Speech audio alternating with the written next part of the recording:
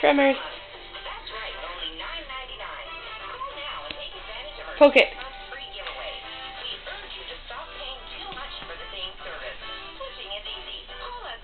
You killed it.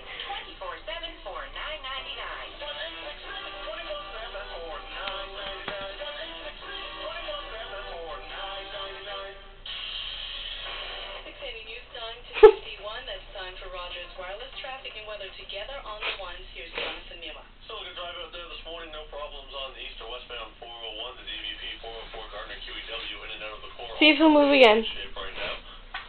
Northbound 427 north of Highway 7 remains closed for construction. But that's about it on the majors. In town, east and westbound Rutherford, Islington to Pine Valley down to a single lane.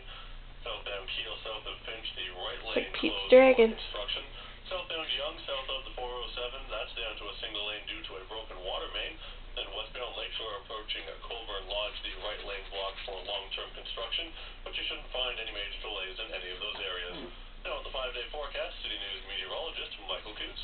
We're going to see sunshine today, but it's going to be chilly. The high only up to -9 degrees, feeling -17 with the wind.